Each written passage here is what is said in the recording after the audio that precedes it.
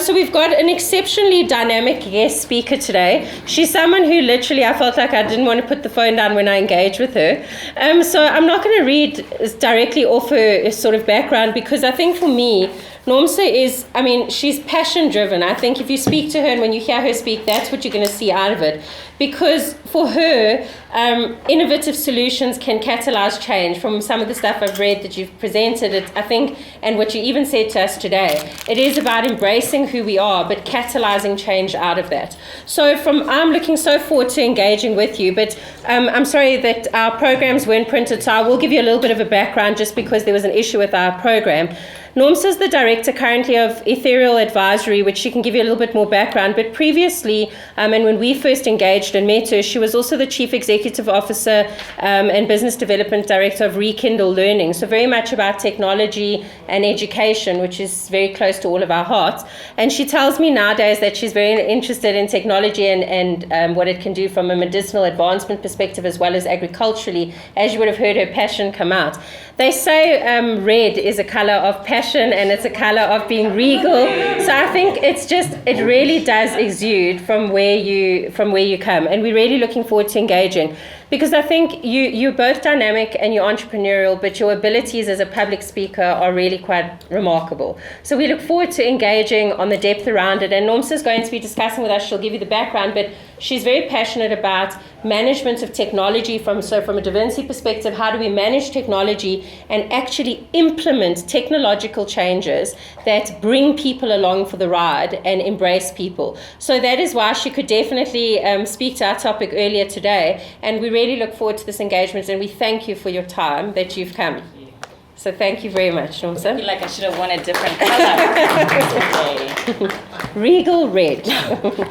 Thank you so much. Everybody who has my back, it's not... It's fine. They used it. Yes, shadow. Yes, shadow. engaging your shadow, they used it.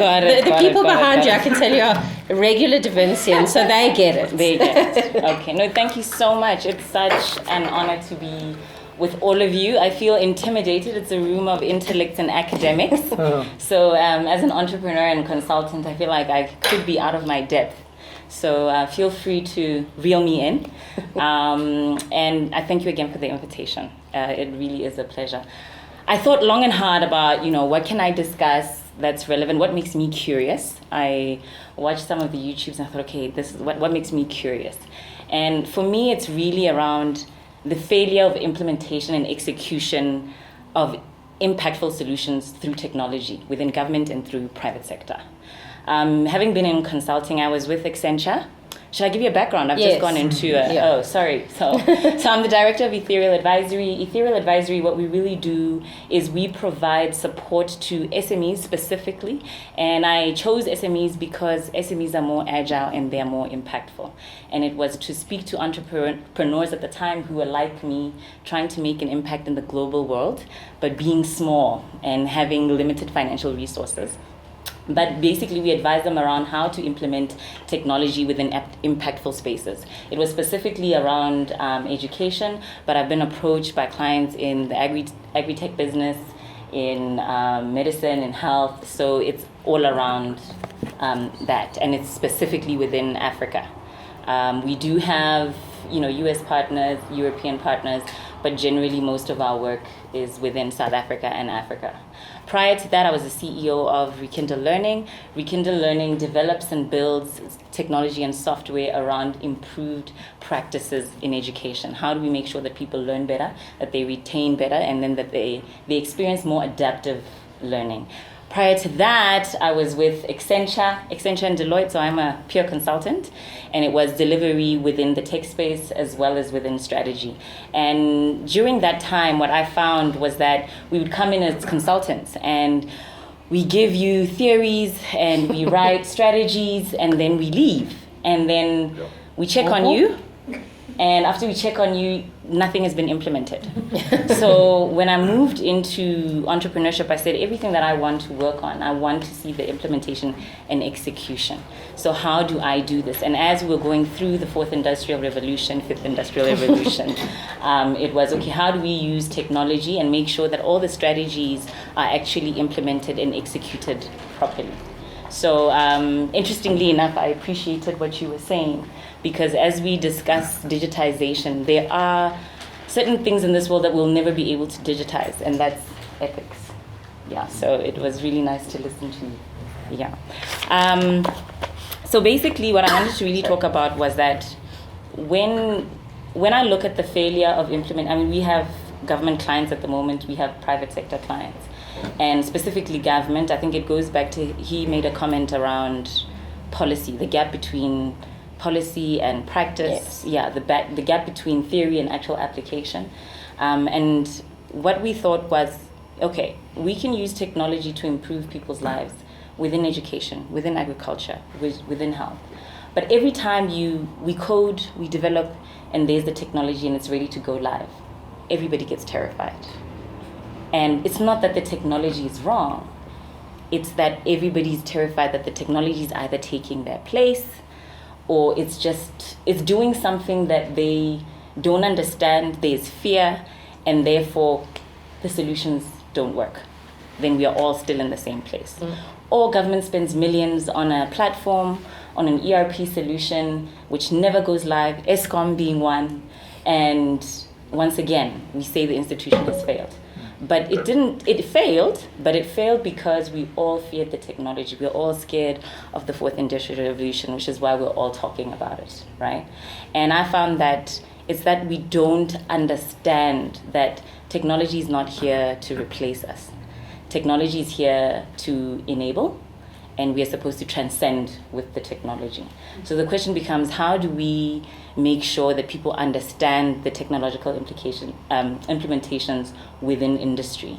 And it's that fluffy thing that we call change management.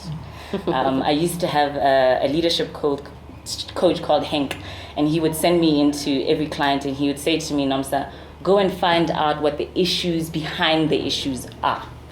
And you would go into client and ask people, why don't you want to use the technology? Why don't you think it's improving your life? And they'd come back and they'd tell you, it's taking away my job. Or I haven't been upskilled enough. I don't know what this is. This is confusing. I'm terrified of the change. So I sat back and I said, okay, so how do we manage technology into institutions? And there were 3 levels for me. We had the leaders, we had the executors, and we had the implementers. Right? So how do we capacitate these 3 groups of people so that they understand that the technology is nothing? I think it was Steve Jobs who said technology is nothing, right? It is the belief and faith that you have in people, that when you give them the tool, they will do much greater things. So how do you sit with these 3 levels of people and say to them, okay, I want you to use this technology to improve and impact the lives of others, right? And I sat back and I broke it up into 2. The leadership is the visionary. They have the vision. We have one company that I'm working with, which I think is doing absolutely amazing work, which is mechanization and artificial intelligence in tractors. But the CEO for me is very visionary. So he always has the vision. Never really knows what's going on in the bottom, but definitely always has, the vision. And then he made sure that he had his executors around him. He had his implementers around him. So then how do we upskill the executors and the implementers? When we start with the leadership, for me it was, we create empathetic leaders. They are creative. We move them from, when I was still in consulting, which is embarrassing, but I was labeled an aggressive leader. And I used to struggle with that, being the black woman in the room, because I just wanted things done. I didn't care how it was done, but I wanted to finish, I wanted to implement, I wanted to execute. And I was taken through a leadership course by a company called, I think it was the Leadership Consortium at the time.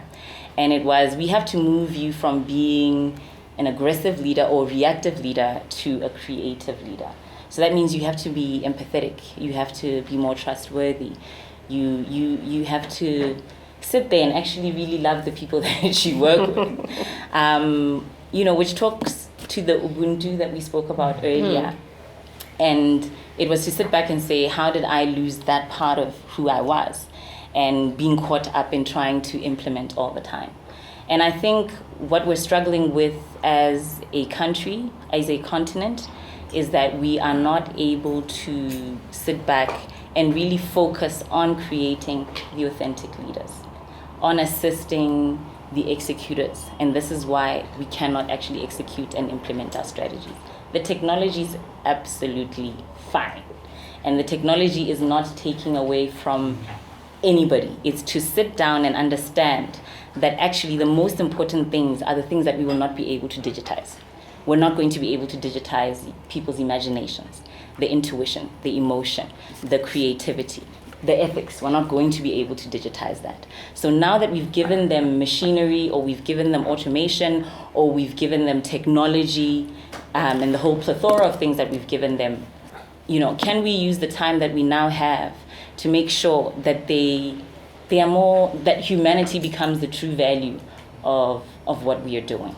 So basically that's the stuff that I sort of do with my clients, and it's something that I still find very interesting, and I would like to debate on, are we really capacitating leaders to become the people that we want them to be, even when we have the technology? I think he spoke to earlier around the rapacious, because we spoke about Ubuntu, and we said that even with Ubuntu, we still get leaders that come in and, they want to take everything. There's corruption, there's all of these things. And when you look at the curriculum within institutions, do we have curriculum that supports the fact that they have teachings and that they shouldn't do these things? And I don't think we do. When I look at myself and my journey of being an entrepreneur, nobody spoke to me about my purpose. Nobody spoke to me about, just exploring who I was, the traumas that I've suffered in life that impacted the way I worked. So I was in a room and I sat down and I went from being an aggressive leader to being a creative leader. But the psychology that exists within who I innately was a journey that I had to single-handedly sit back and go through. And it's a very lonely journey for a lot of entrepreneurs. So when we look at leadership institutions, when we look at business schools, do we really sit down and look at the curriculum and see how we assist entrepreneurs psychologically? I read an article about 3 weeks ago that spoke about the suicide rates of entrepreneurs. And it was around that they actually don't have the support. So the technology exists. Like I said, there's certain leadership courses that we can take, but have we really looked at the curriculum? And I don't think we have, because we've been so obsessed with being afraid of what the technology is doing, or how we think we should capacitate people through the integration of the technology, that we actually haven't said, okay, let's look at the psychological behaviors that people go through.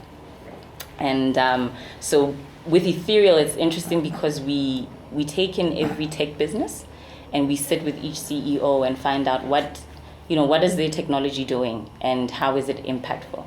And then we have to walk the entrepreneur through the journey of user adoption. You get, I spoke about the agri-tech business, one of them that we had is that they're there to capacitate smallhold farmers, but the resist that they get within the market is because, again, people don't understand. But then from an entrepreneurial perspective, is you've given your life up to be a servant leader, and nobody really supports that which you're doing. And there is no institution, there's actually no framework that can support them in what they're doing to make an impact. And therefore they give up very quickly. And then they want to go back to for profit and not for benefit. So I don't know if anything I'm saying resonates with anybody. Is the resistance from, in that example used of the farmers, etc., is it from the farmers themselves, or is it from the communities that they service? It's from the communities that they service, as well as big players. You find that specifically in agriculture, what I'm finding is that you get really big players in the commercial industries, and then you get the smallhold farmers, right? The big commercial players have been playing in the game for a very long time, and they're actually not interested in the technology. They have been doing what they've been doing, and it's been working. When you now capacitate smallholder farmers, they find it to be a threat, right? But they have the machines, they have the capital that needs to plow back into there. So you then have this entrepreneur who's wanting to bridge these two gaps, but is getting resist from the people that hold the power. So generally the resistance comes from the people that hold the power, because they want things to continue as they were. Yeah. Yeah. And I just, so one thing I just wanted to pose was, so when we engage, I don't know, I saw Victor around, is he not here now? Oh, behind me.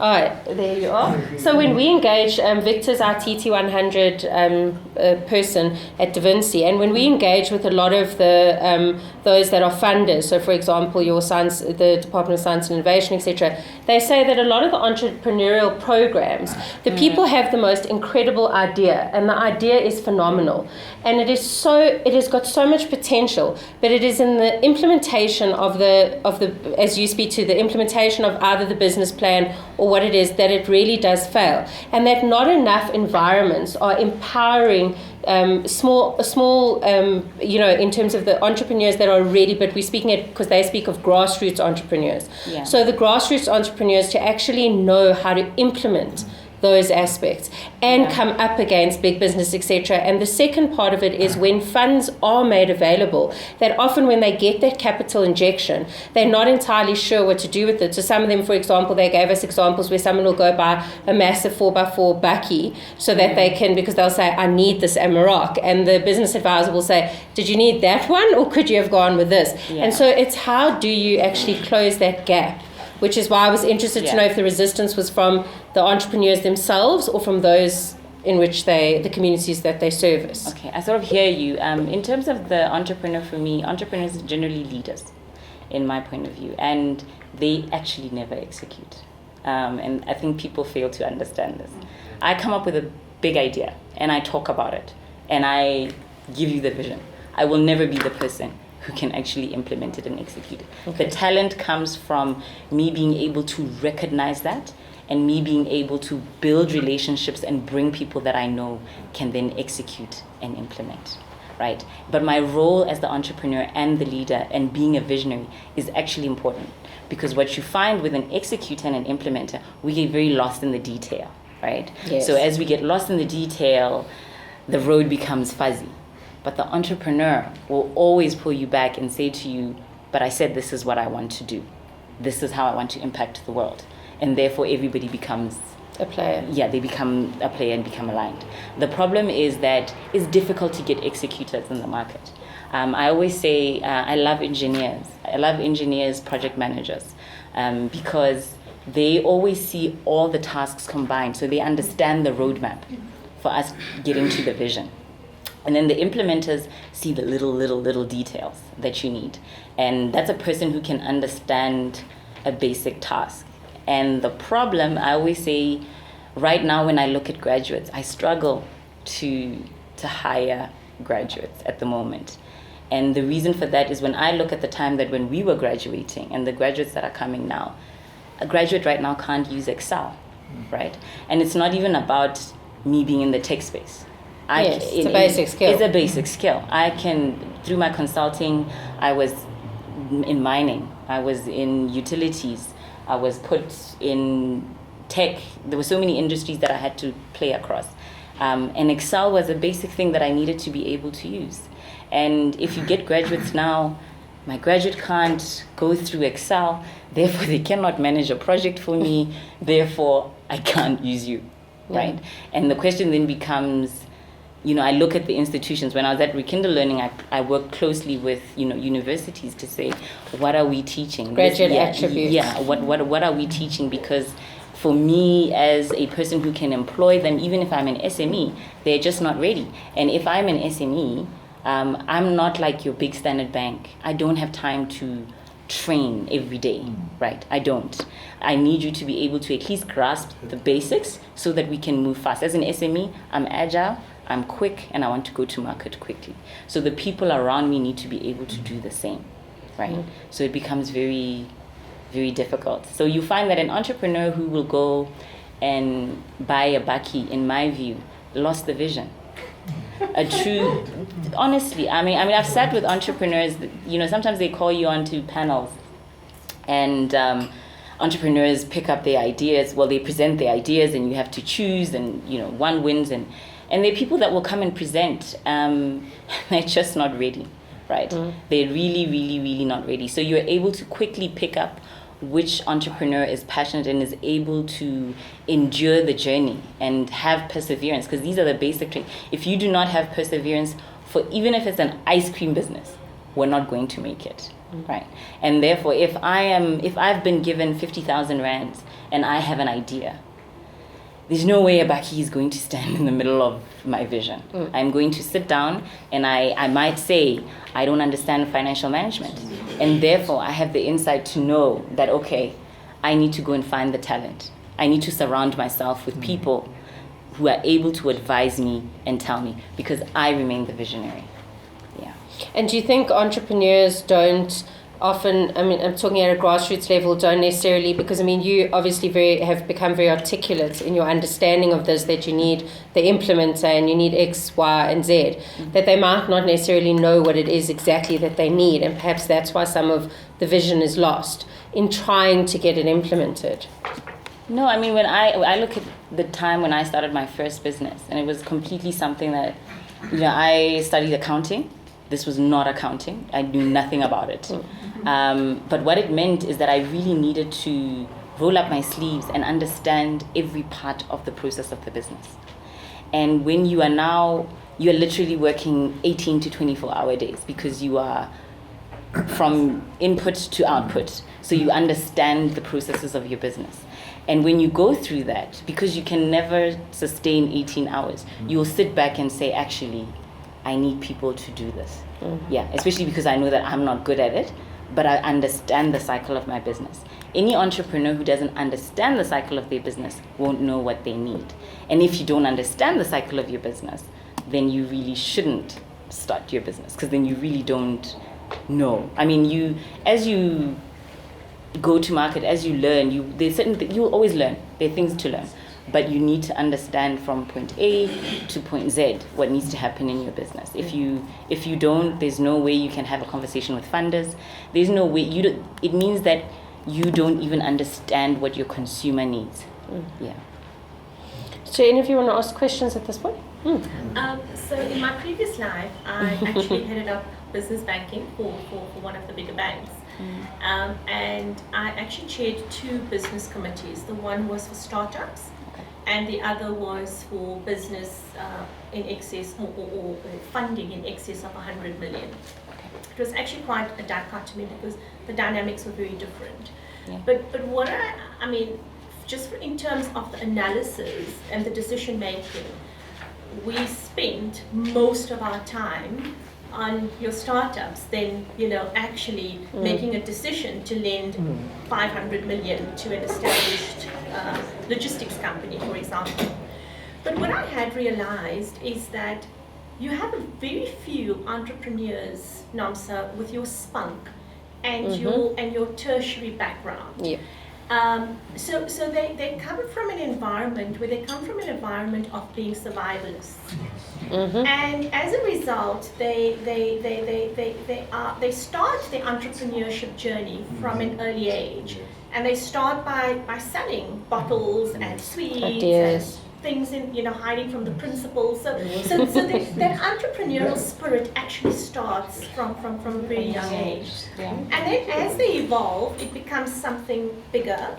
But the reality, even from a technological perspective, the entrepreneurs, especially when you look at startups, they don't have the luxury of time. Yeah. So when you have an implementation, it's not generally due to the lack of adoption and the lack of the spirit of adoption. It's more so by virtue of the fact that they have to turn around so quickly in order to realize their investment, and they don't have enough time for any anomalies to creeping in from a cash flow perspective.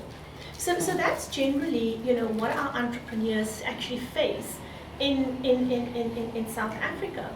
And we don't have, as a community of practice, in private sector, in government, we actually don't have coaching and mentorship for these individuals. So you would have someone who actually does have a vision, who establishes their own business. But they cannot differentiate their salary from business growth. And it does not mean that they don't have that spirit of entrepreneurship. They just lack the basic financial acumen of really also understanding that turnover is vanity and your cash flow is sanity. So it's those basic it's those basic elements that are generally lacking from entrepreneurs who can actually establish big sort of medium-sized businesses very quickly and then turn them into large. So I think the private sector in South Africa actually does a huge injustice to entrepreneurship. We talk about capitalism, and you just look at the number of retrenchments that are happening today. And what happens? People are retrenched, guess what? They're in an environment for 20 years, 30 years, and they think, I'm actually going to start a franchise.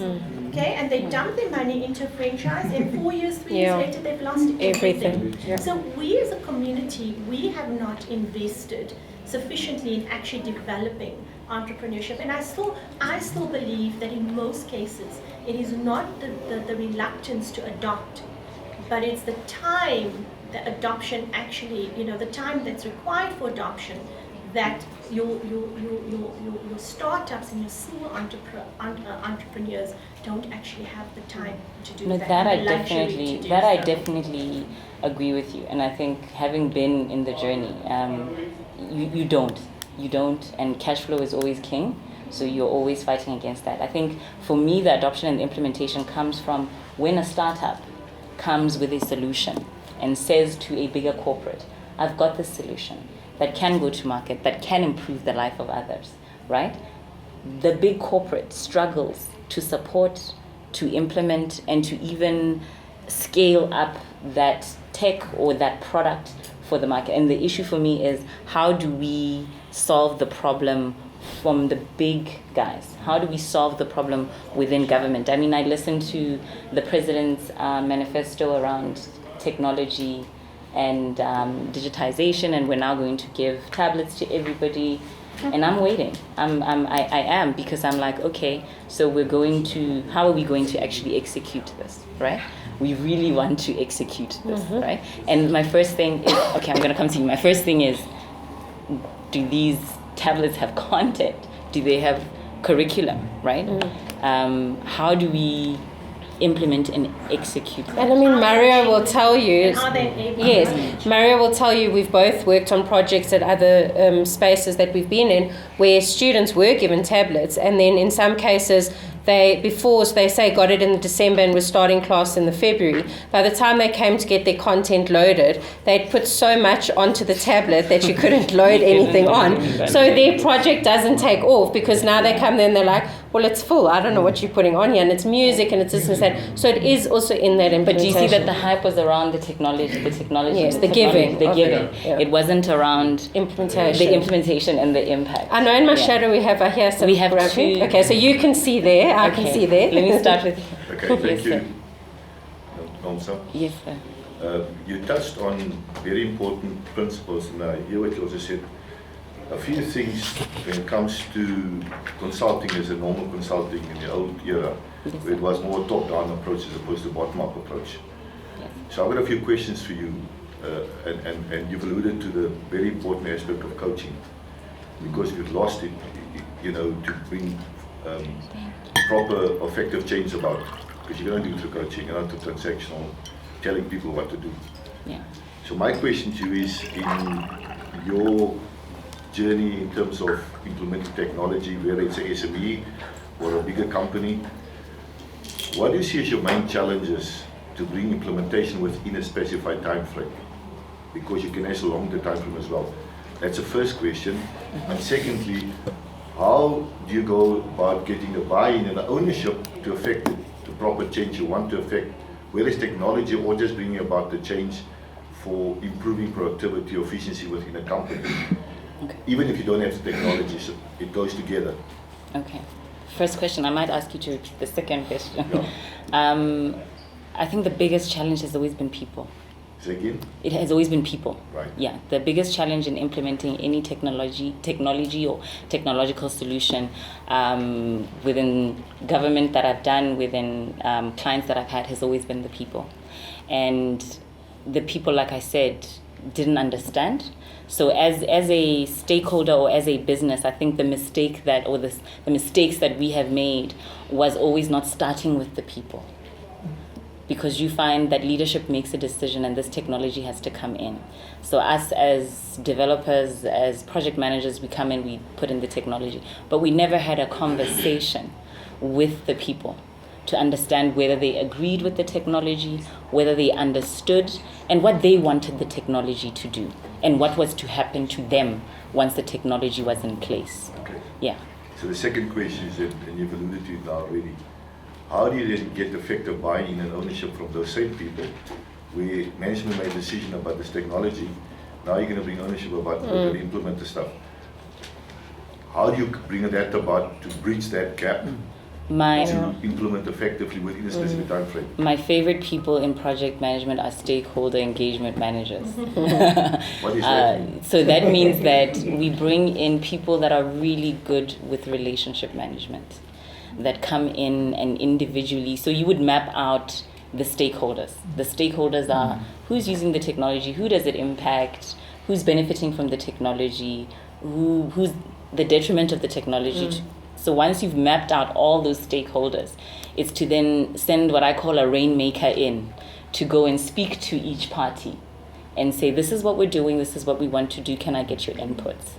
They will all tell you, what they like, what they don't like. And you have to come up with a solution where we find a middle ground, right? I think it's what you were saying about purpose, finding people's purpose. Yeah, where we find a middle ground. There will be collateral. There will be people that, are not happy at the end of the day. But I think the main thing is whether I always say project leads, so the owners of the project or the technology, have to assess how much damage they're willing to do or take. And the cost-benefit risk analysis is generally what needs to be done. If you don't do that, nobody will get onto the technology Can I ask you my at last all. question? Yes, sir. It goes back to your leadership, the people sitting on top making decisions. Yes. So now you could buy in from maybe middle management, junior management, even executive management. But the guys on top are normally very, let me use the right word, not arrogant, but they know it all. They see those companies, I think, know it all. Yeah. They very not autocratic, but in a different way. They brass. They almost like, I've made a decision. I'm appointing this company. It's my company, and I lead this company, and you will do as I say. Yeah. How do you engage that leadership in that extreme level to bring them across the sphere?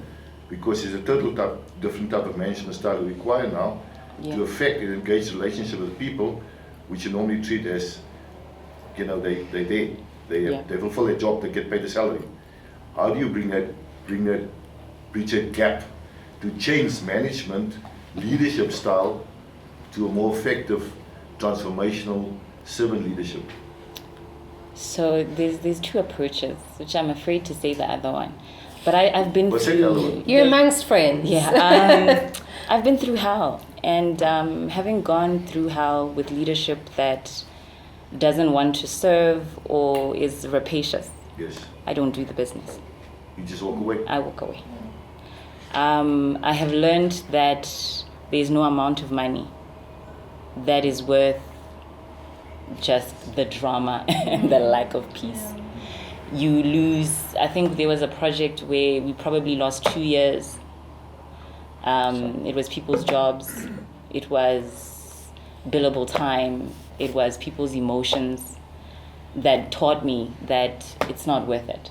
So initially in the first couple of what we call the mobilization of inception plan, if the risks are just not coming together or matching, I will walk away. But you give it a stab? I would give it a stab on first discussion. Sometimes you will see a leader who is very sensitive. I generally like to use the word toxic or narcissistic. Okay. And if you have those types of leaders, and especially at a certain age, I always say that this goes back to what I was saying around behaviors and psychological trauma, right? In that there's a book called The New Earth. I think has anybody heard of it? Everybody must read this book, A New Earth by Eckhart Tolle. And it speaks about the ego. And it speaks about how a person, specifically through their life or leadership or their purpose, needs to be in check of their ego. And if they are not in check of their ego over time, their ego will always make decisions at the detriment of everybody around them. So when you look at certain presidents that have always done really horrible things, if you really look at the psychological behaviors, you'll find that they are innately narcissists, or they have really big egos. And if I walk into a room and I'm billing you for an hour, and the conversation is going to be around your ego and not what we're trying to do, there's no amount of money I'll ever make from you that is worth impact. So it's easier to walk away. But then what happens to the people that are there? Within the organization? Well, it really depends, because even if I had given them a solution, it was never going to work. It was never going to improve their lives. Yeah, so it's right? just almost like false. Yeah, and it's not. It's very different to, and for an organization where there is no accountability. I can't go and report the CEO or the leadership. There's not much I can do, but I would rather than spend the next 2 years with an organization that I know that we're going to make a difference. We might have let other people down, but there's other people that we will make a difference in their lives. So maybe you should give it to the advocate there. Ethics, yes. He's doing all the difficult stuff. So quite a few people around. So Prince, you start? So looking at the entrepreneurs, what I've noticed is they're so passionate about their product and what they do that they become overwhelmed with funds. They're going to look for funds, and like you said, they tend to make other decisions. So this might be a little selfish, but coming from where I work, my colleagues and I are starting a company. We're calling it D-Package, and my idea is to look at congratulations. To look at entrepreneurs, and because if you look at what they want to implement, they don't really need the money. They need the money for something. So it's either they need it for marketing, for whatever law things that they would need to look at. IT tools, the tools that they're going to need. I'm trying to position ourselves in to say, how do we assist you to focus on your dream, focus on your goal, achieve that, leave the admin, the law, all the things that you don't really know about, that you haven't studied about, to us, and how we can get the right people. I'm not the right person either, but almost as if connecting this person who does accounting, who does law, with that entrepreneur to push their business, because that's what they want to focus on. Yeah. So yeah, it's kind of It's like a community of practice. Yeah. So maybe ask me the question again. So that's what I'm saying. The question is a bit selfish. So how do we position ourselves to bring in the right people, with that entrepreneur who wants to just focus on what they. Okay. No, now I'm with you. So in my mind, top line business. If I'm starting a business, I want someone to sort out the admin and accounting, right? And that person has to show me that they have the expertise, because then it becomes about trust, right? I don't want to know what you're doing. I just want to trust that every day the admin and the finances and the tax are sorted.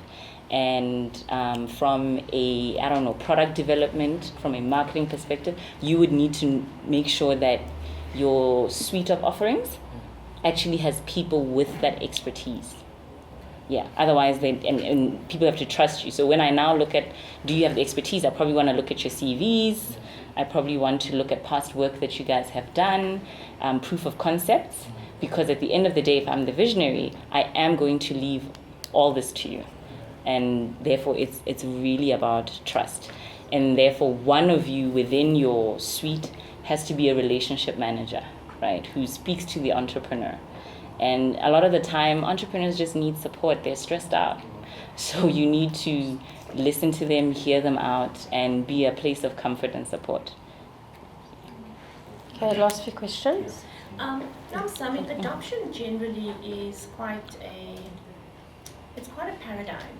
Okay. Okay, and whether it's adoption in learning, whether it's adoption in terms of technology, etc. And having managed business units, national business units in corporate, and now moving in education, I mean it's equally quite a challenging topic.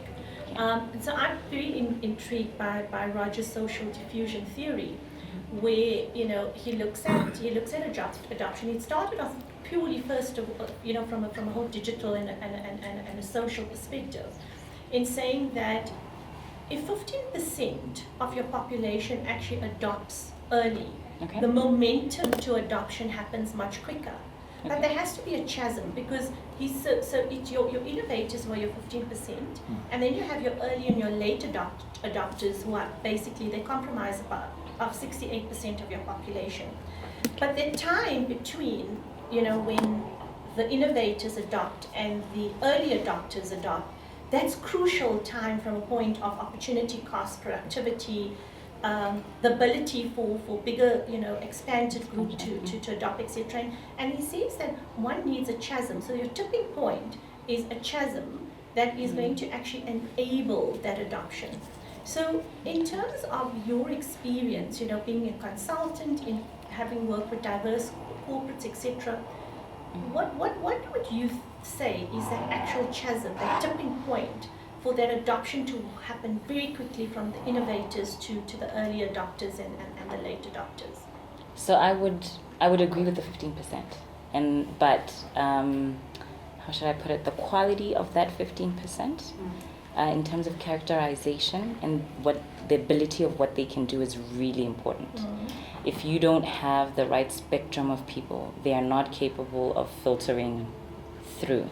So in most adoption strategies that we used to have, we used to have this concept, who's who, in the zoo, which is quite silly, but we would literally sit down and map who's who in the zoo. And we used to use, I think it was about 30%, but I think it was contractual to client. And you would define the 30% and the people and you would then map out who they impact. And then from an analytics and a reporting point of view, they need to come back to you literally on a daily basis. So change management and user adoption was just the most expensive part of the project and the hardest. They would come back to you on a day-to-day basis with a risk log of how things were going. And if things were not going well, we'd be able to quickly, tap dance and change and search for a different group. I don't know if I'm answering the question effectively. You are, and I just maybe, to the point, like, so in your experience, who actually was the influencer of that tipping point? Was it middle management? It's never management. It's the strangest thing. It's never management. It is the most empathetic people in the groups that have relationships with people in business. It is never management. Unless you have there's a company called Red and Yellow where I find it very interesting. They have a really great COO. I think his leadership is very different and impacts individuals. So you find that they would listen. But generally, it was never about, you would get somebody at a very junior level who had bought into product, who understood and had a great relationship with people and therefore could speak. They would influence. The dynamics would change if somebody actually felt that, but this affects my well-being, this affects my income, my job. And when it's like that, you'd find that the grassrooters, if they had a great relationship with one of the stakeholder management, would make you aware. I once did a project within South Africa in a university, and they just wouldn't take on the technology. And I then ended up driving to each campus to find out why the technology wasn't being adopted. And initially it came across like it was the students who were refusing to use the technology, but it was actually the educators. And when going out to find out, and this is now having conversations with the tea lady and having conversations with the IT technician, what's going on, we found out that they were retrenching. But executive management hadn't told us as the implementers that actually this technology is coming in at a time where retrenchments had already started, but the retrenchments had nothing to do with the technology, but they were running parallel, right? So now it was to have a conversation and say, okay, now I'm aware that you guys think this is happening, but this is not why it's happening. And at this point, they don't want to speak to their directors. They're already angry, so there's a lot of psychological stuff that you have to manage, which is why I find that if it's people that have a great relationship within organization, the empathetic leaders, that there's always that person in your organization that everybody loves, that tends to do things a little better than the rest of us. It's better to have a piece of an elephant than a whole ant. Okay. So, to you, how do you look at it from a consultant point of where you actually tell an entrepreneur to say this is the time where you actually, because many entrepreneurs will actually run the vision and the implementation at the same, and they don't actually try to separate the two.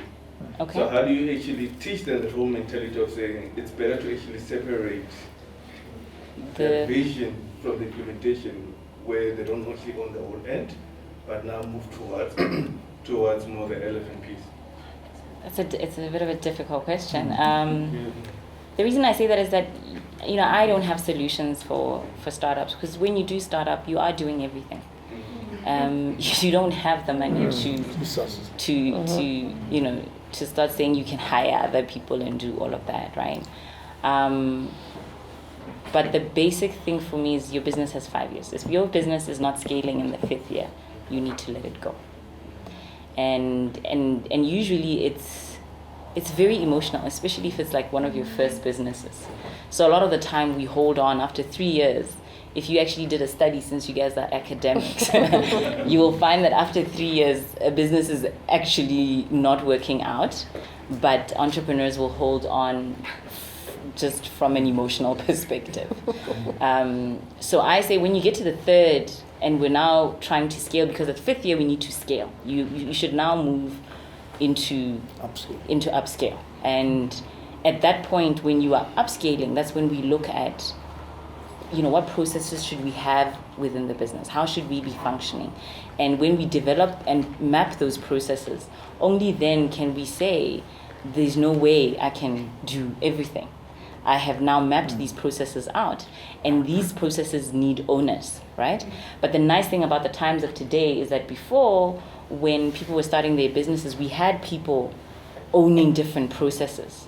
Now you can actually bring in people. You don't have to bring in permanent employees and increase your payroll. You can get part-timers. You don't have to have an office nowadays. You get places like WeWork or, all these new, exactly. So there's, as the world has moved, there's so many ways to be creative around how you map your processes. And therefore, it allows you to create those little sections of implementation, right? Yeah. Yes, sir. Because you touched on the important one here on people working without offices. Yes. Alone is part of technology. Yes. And technology correlates directly with culture. Yes. Okay. But then maybe in small business, SME, abstract is another kettle of fish. And again, if you have a strategy as a small business, obviously, as the theory say that proper structure need to follow that strategy. Otherwise, that strategy will need culture for very fast. Okay. Then another thing with small business, they will differ. SMEs. Others would come, like you said initially, that people come out of the university, they don't know themselves. Like when you come out of the university as an IT person, as an engineer, you are actually a business. You are a business. You are going to sell something, but you are business at a different level. As you come, you're managing your business in a certain way. Earning a salary, buying a house, buying a car, renting out a car, renting out a house. It's a business of some sort, not a formal business. Now, somebody resigns, you get a huge sum of money. Now, the concept of time compression diseconomies. I wish there was a student who was doing that study to say the impact of time compression diseconomies on startup businesses. get a tender, 100 million, you're building a piece of the road, 5 years down the line you're out of business. How would you assist startup business? Because you would go, for South Africa to move forward, at DaVinci, we have to solve the problems, that's why we're here. Yeah. For South Africa to move forward and to improve the economy, how would you assist SMEs, youngsters who are getting all these monies from wherever, to be able to sustain and to move along that curve, learning curve, to have the benefits of, to be not chowed by time compression, these economies? Yeah. Okay. Difficult question. But I think for me, the initial thing goes back to my plea to the DaVincis and any institution that's actually running entrepreneurial programs. Because we spoke earlier about how some entrepreneurs, I was blessed enough to go to school and get my degree and, study being in corporate space, whereas other entrepreneurs don't. But I believe a lot of them become very aware of the fact that they have limited skills. And when they do become aware, you get institutions that are offering entrepreneurship courses and entrepreneurship learnerships or whatever it is that they're offering. The issue for me is what they are teaching them, right? The curriculum, right? This is what needs to be addressed, the content of that curriculum. So an entrepreneur needs to understand I don't know, because I tend to like to draw, but you need to understand the basic frameworks that you are operating in as a business. You need to understand your accounting and financial and tax implications. You need to understand your marketing and admin. You need to understand how you go to market. And if it's a product that you're actually manufacturing or you're developing or a service that you're doing, understanding these components and what you need to do from an admin perspective to manage these components. And only then and only when you understand those things are you able to think clearly. So for me, I sit back and I look at the entrepreneurship courses and I say, nobody tells you things like this. Technology is called PaySpace, as an example, right? Why doesn't every startup entrepreneur know about PaySpace? Is it not for the institutions to teach them? Should they not be partnering with them? I have entrepreneurs who get a tender and who don't even have a company email. Why don't you know that G Suite offers emails? And you can create your own domain. You can do whatever. Why don't you know that? Most entrepreneurs then won't organize a drive. I call it a drive. That I want to get into your business or your laptop, and I want to be able to go through your server. This is a basic for me, right?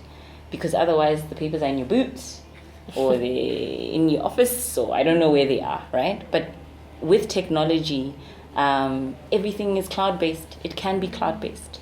So why don't I go to an institution where they teach me that actually everything is cloud-based? We can create a folder that just says SaaS as a starting point, that just says marketing, and you can put everything, and your accountant doesn't even have to be next to you because now it's on the cloud. They can access it wherever they are. Just to give you an example, I don't know if I'm completely going off the rails, but as the advocate was speaking, I thought, oh my God, I can give him so many tools. I think she spoke about Google Forms. I thought, no, I wouldn't do Google Forms. And the reason I thought that is that I thought, okay, she mentioned, the trustworthiness of his counselors, I think it was, and you mentioned the integrity of how they would respond, and I thought, I need to tell him about Monkey Survey. And he can do a survey where we can pull up behavioral analytics and even just pick up every click that they click, I could pick up their behaviors to see if they're telling me the truth or not. Big brother. Big sister. Exactly. So I thought there's so many technologies that we can use to help make his thesis and research easier. Right? There's your offer. Yeah. Yeah. Sorry? Oh, okay. Yeah. So similarly, I just think institutions need to provide that in their curriculum for entrepreneurs.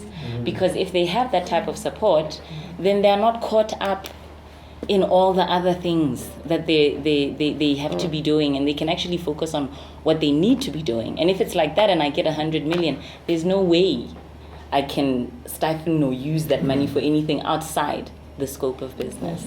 Yeah, so it just starts with supporting them there. Okay, so I know there's quite a lot of questions, guys, but we're going to have to wrap up because some people, we've reached our time. Okay. So if it's a short question, Janet, you can ask Short one. comment. Okay, so short comment. Just to say exactly what you're saying. The theory of entrepreneurship does not teach you how to run a business.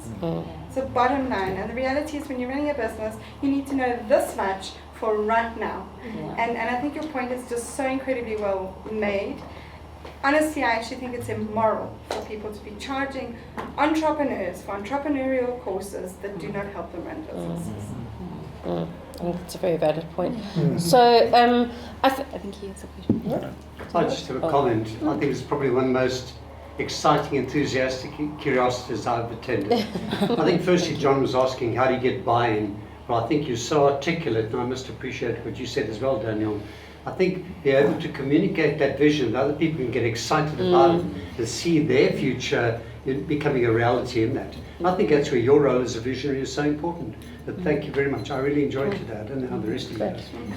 but from our side, Nomsa, just a small token of our appreciation. So this is the DaVinci helicopter, which we engage all students that they have to try put this together, and it's part of our whole philosophy around this. So this is just a small token of our appreciation. Thank you And then so in much. terms of that, I think everybody's is sort of encapsulated. But so we speak about being remarkable, and so I always try to think of words while someone's speaking that would sort of encompass them. So for me, I think I started off by saying that you're regal, but I ended my R with saying you're radiant, because I think the way you get your points across is really incredible. You're an engager, and I think that's why there were so many questions and people wanting to ask questions, because you've got such an engaging way.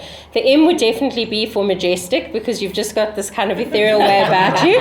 But your A would definitely be for one of our principles, which you spoke to, which is agility. I think that entrepreneurs and people like yourself change the world because of your ability to be agile. And then K, I say kindred spirit, because if I hear the way that people are speaking, you've definitely touched on people that I think you have many kindred spirits amongst us here that are supporters. The A, obviously, you say you're in a room of academics, but you actually are, because a critical thinker is an academic. So you are an academic. There we go. I'm going to tell my mom. B is for bold.